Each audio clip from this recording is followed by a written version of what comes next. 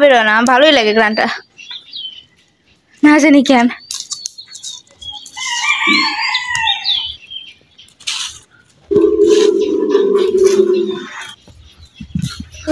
তো আজকে দুপুর থেকে ব্লগটা স্টার্ট দিলাম। আর এখন হচ্ছে এখানে আছে হচ্ছে চিংড়ি ভর্তা, বেগুন ভর্তা, রসুন ভর্তা, এটা আরেকটা চিংড়ি ভর্তা।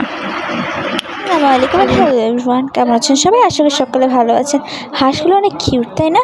এখানে হচ্ছে কিছু পানির কাজ করছে, হাঁসগুলো এখানে এসে পানি খাওয়া শুরু করে দিয়েছে। আসলে হাঁস তো পানি দিয়ে থাকে, তাই না? তাদের পানি দেখে এরাও খুশি হয়ে গিয়েছে। তো এখানে আবার কাজ করছিল আর আমি এখানে একটু ভিডিও করছি। আজ গ্রামে থাকা লাস্ট দিন, আমরা কাল পরশু চলে যাব। আজ হচ্ছে কয় তারিখ? আজ 10 তারিখ, আর আমরা চলে যাবো 11 তারিখ। সো নারায়ণ একটু রোদ পিঠা দিয়েছিল, পিঠা বানাচ্ছে। মাটির চুলা রোদ পিঠা বানানো হচ্ছে। আমাদের যত চেষ্টা করি না গ্যাসের চুলায় রোদ পিঠা বানানোর, সেই গ্রামের স্বাদটা কখনই পাওয়া যায় না। কারণ রোদ পিঠা তো ভালো চুলাই হয়, মানে মাটির চুলাই হয়, তাই না?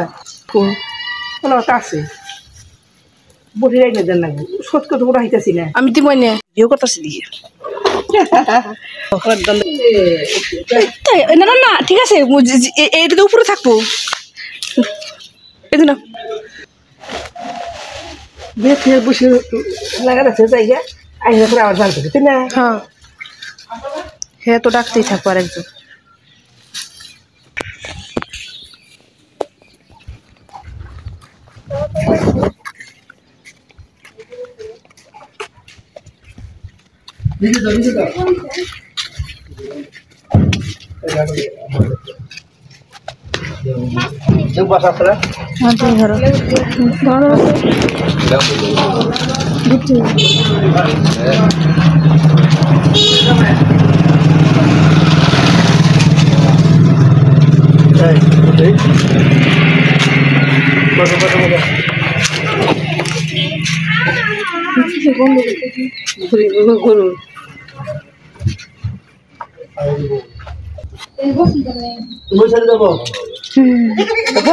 বস্তার মধ্যে পাও রাখবা, বুঝো না খা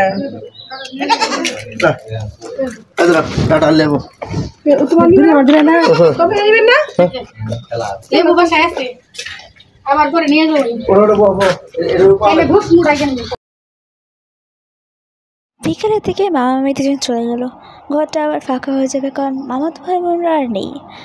সত্যি বলতে গেলে একটু মন খারাপ হচ্ছিল, কারণ একা একা থাকতে ভালো লাগে না।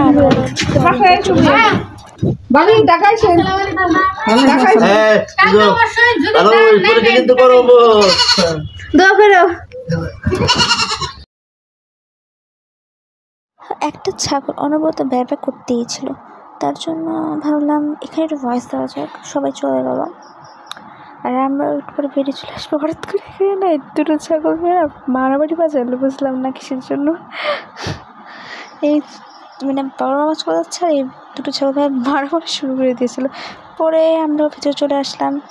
সুন্দর দুটো গরু চলে গেল, আর এই ছাগলটাকে ধরলামই, বাট ছাগলটা ভয় পায়, বুঝলাম না কেন। আর রুমের মধ্যে ঢুকে আমরা বাসা চলে আসলাম, রুম বলতেছি, বাসার মধ্যে চলে আসলাম। আমরা পরের দিন চলে যাব। খারাপ লাগতেছে, জানি না কেন, অনেক বেশি খারাপ লাগছে। কারণ 12 তারিখ আবার কোচিং খোলা, 12 তারিখ আবার এক্সাম আছে। বুঝলাম না, আমার বন্ধও শেষ আর পরীক্ষাও শুরু, কী জীবন। এখানে একটু হাঁটছিলাম আর এই ছাগলটাকে ধরার চেষ্টা করছিলাম, বা ছাগলটা কোনোভাবে হাতের নাগালে আসছিলই না। তো এই ছাগলের সাথে খেলতে খেলতে আজকে বিদায় নিলাম।